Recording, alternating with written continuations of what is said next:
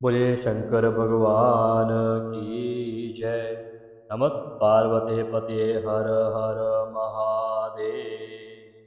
सभी दर्शकों को नमस्कार। आप सभी को श्रावण मास की ढेरों शुभकामनाएं। भगवान भोलेनाथ के आशीर्वाद से आप सभी के परिवार में सभी कुशल रहें, सभी के काम और सभी के मनोरथ सिद्ध हों।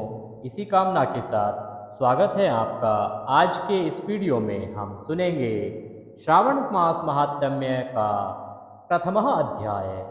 आप सभी जानते हैं कि सावन का पवित्र महीना आरंभ हो रहा है और श्रावण मास में आपको श्रावण महात्म्य अवश्य ही सुनना चाहिए।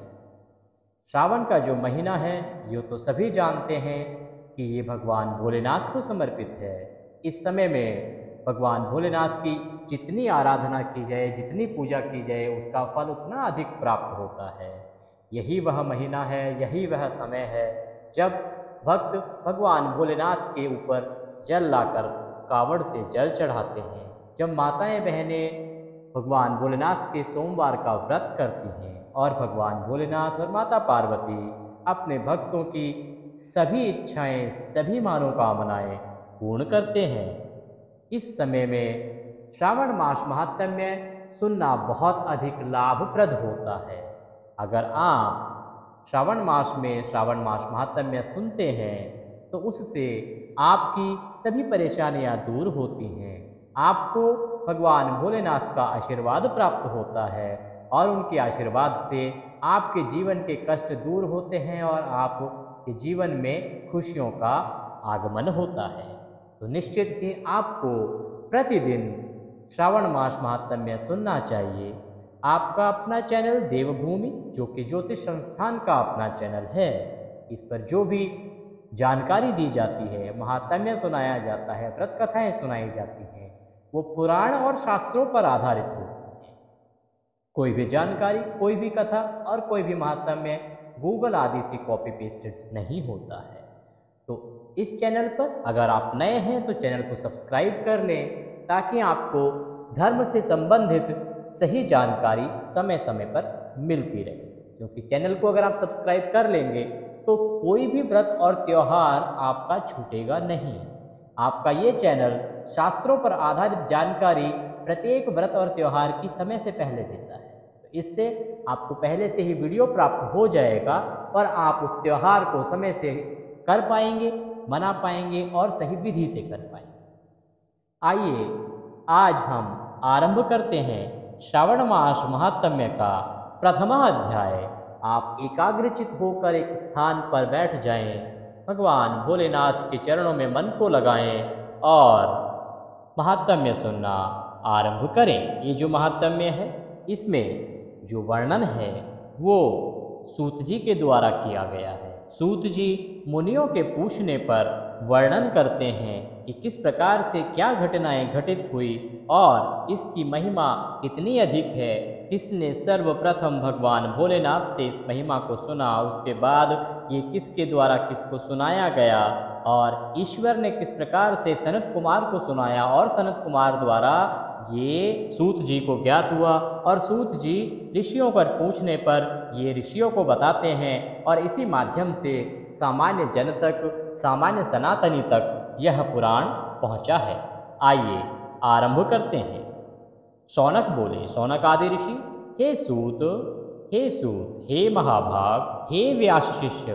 देखिए सूत जी जो हैं वो प्रथम गुरु, जिन्होंने चारों वेद और पुराण लिखे हैं, व्यास जी के शिष्य थे। इसीलिए उनके द्वारा ही पृथ्वी पर जो भी कथाएं आई हैं या जो भी बड़े पुराण आए हैं वो उन्हीं के द्वारा पृथ्वी पर कहे गए हैं। तो उनसे ऋषिगण अनुरोध कर रहे हैं कि हे प्रभु, हे सूत जी, आपके मुख कमल से हमने अनेकों आख्यानों को सुना है और अनेकों कथा और पुराण हम लोगों की तृप्ति नहीं कर पाए हैं, अपितु बार बार उनको सुनने की इच्छा बढ़ती जा रही है। तुला राशि में स्थित सूर्य में कार्तिक मास का महात्म्य आपने कहा, मकर राशि में माघ मास का महात्म्य आपने, और मेष राशि में जब सूर्य होता है उस स्थिति में जब वैशाख महात्म्य का आपने वर्णन किया, इसके साथ साथ उन मासों के जो भी धर्म हैं उन्हें आपने भली भांति हमें कहा और सुनाया है। यदि आपके मत में इनसे भी अधिक महिमा में कोई मास हो तथा भगवत प्रिय कोई धर्म हो तो आप उसे अवश्य ही कहें। कुछ ऐसा हो जिसे सुनकर कुछ और सुनने की इच्छा ही ना हो।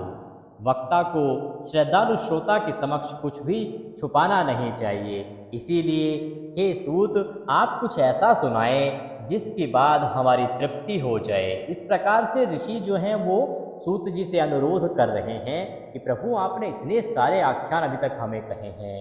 आपने हमें सुनाया वैशाख का माहात्म्य, आपने हमें सुनाया कार्तिक का माहात्म्य, इस प्रकार की अनेकों कथाएं आपने सुनाई हैं, पर फिर भी हम कुछ और सुनना चाहते हैं जिससे हमारी आत्मा तृप्त हो जाए, सो वो आप हमें कहें। तो सूत जी क्या कहते हैं? सूत जी कहते हैं, हे मुनियों, आप सभी लोग सुने। मैं आप लोगों के वाक्य गौरव से अत्यंत संतुष्ट हूँ। आप लोगों के समक्ष मेरे लिए कुछ भी गोपनीय नहीं है। दंभ रहित होना, आस्तिकता, शठता का परित्याग, उत्तम भक्ति, सुनने की इच्छा, विनम्रता, ब्राह्मणों के प्रति भक्ति परायणता, सुशीलता, मन की स्थिरता, पवित्रता, तपस्विता और अनसूया, ये श्रोता के 12 गुण बताए गए हैं। ये सभी आप लोगों में विद्यमान हैं।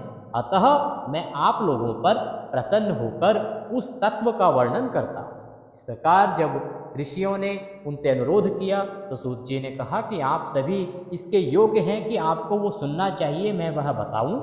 एक समय प्रतिभाशाली सनत कुमार ने धर्म को जानने की इच्छा से परम भक्ति से युक्त होकर विनम्रता पूर्वक ईश्वर का अर्थ है यहाँ पर भगवान शिव से पूछा। सूत जी कहते हैं कि जब सनत कुमार ने भगवान शिव से पूछा तो वह वर्णन मैं आपसे आगे कहता हूँ। सनत कुमार क्या कहते हैं? सनत कुमार बोले, योगियों के द्वारा आराधनीय चरण कमल वाले हे देव, हे महादेव, हे महाभाग, हमने आपसे अनेक व्रतों तथा बहुत प्रकार के धर्मों का श्रवण किया है, फिर भी हम उन लोगों के मन में सुनने की अभिलाषा बहुत अधिक है।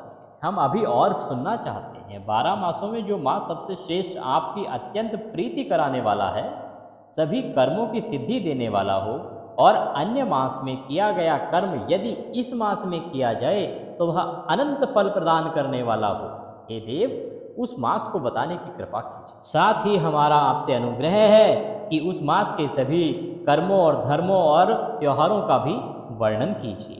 इस प्रकार से सनत कुमार भगवान शिव से निवेदन कर रहे हैं। तो प्रभु बोले, हे सनत कुमार, मैं अत्यंत गोपनीय भी आपको बताऊंगा, जो सबसे गोपनीय होगा वो भी आपको बताऊंगा। हे सुव्रत, हे विधिनंदन, मैं आपकी श्रवण इच्छा तथा भक्ति से बहुत प्रसन्न हूँ। 12 मासों में श्रावण मास मुझे अत्यंत प्रिय है। इसका महात्म्य सुनने योग्य है, अतः इसे श्रावण मास कहा गया है। इस मास में श्रवण नक्षत्र युक्त पूर्णिमा होती है, इस कारण से भी इसे श्रवण मास कहा गया है। इसके महात्म्य के श्रवण मात्र से यह सिद्धि प्रदान करने वाला है, इसीलिए भी यह श्रावण संज्ञा वाला है। निर्मलता गुण के कारण यह आकाश के सदृश है, इसीलिए नभा कहा गया है।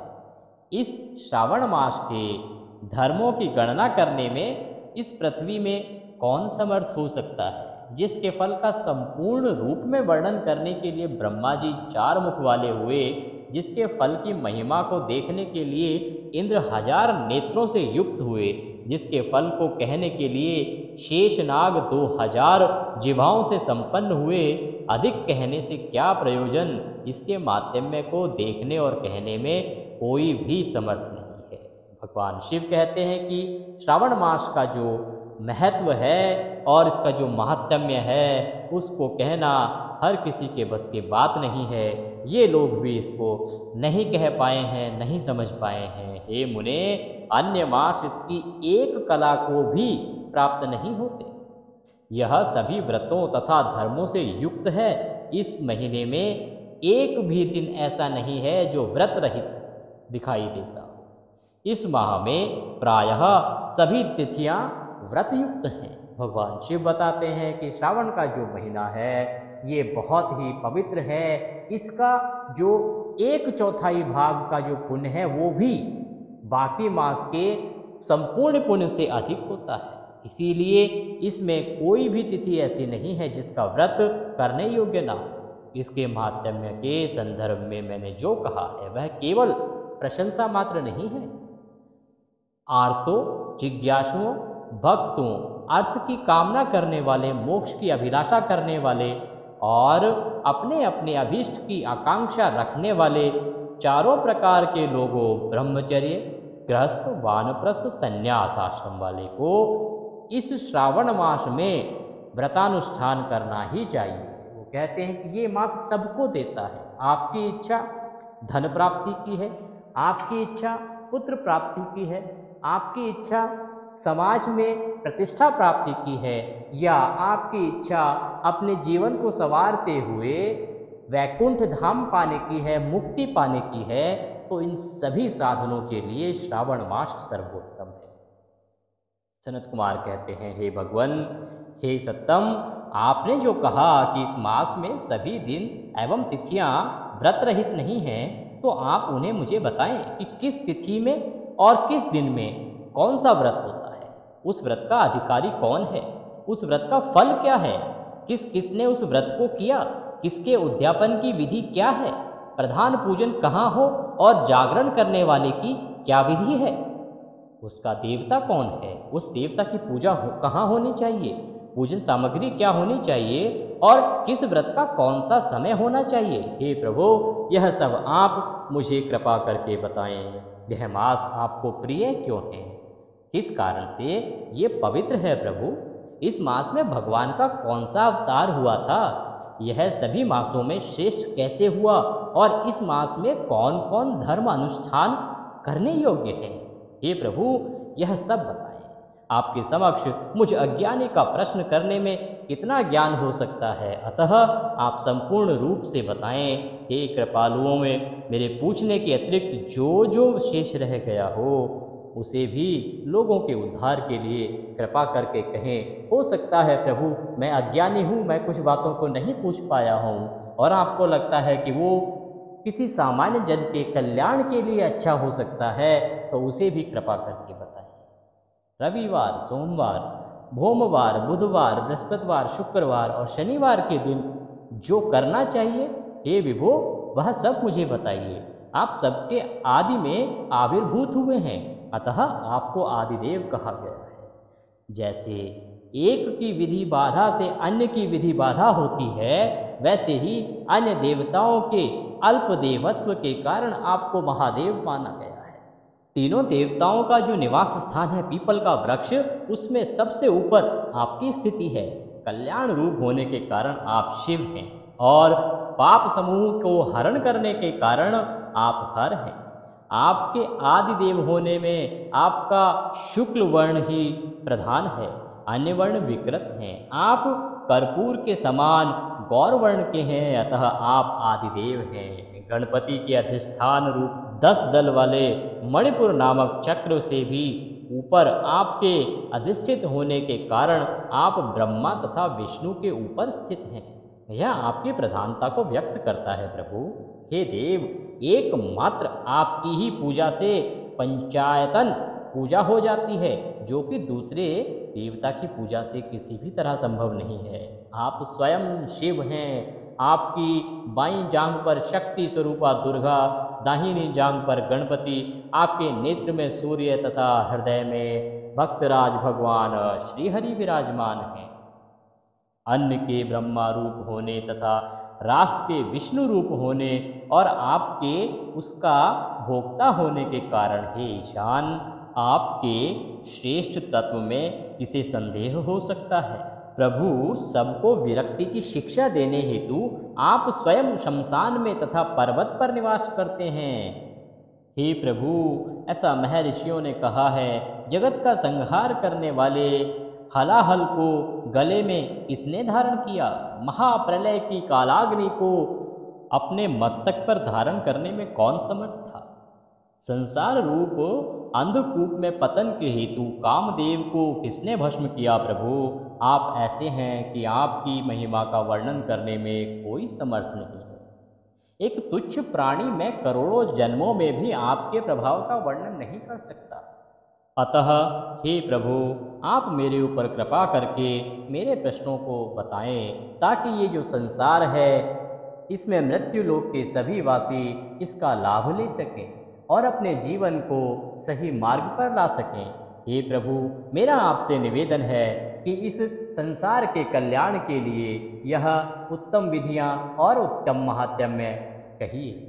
इति श्रवणमास प्रथम अध्याय संपूर्ण। बोले शंकर भगवान की जय। इसी के साथ श्रवण मास का ये पहला जो अध्याय है, जिसमें कि भगवान भोलेनाथ से सनत कुमार निवेदन कर रहे हैं कि प्रभु अपना जो श्रेष्ठतम मास है श्रवण मास जिसको आपने बताया है उसके बारे में बताएं।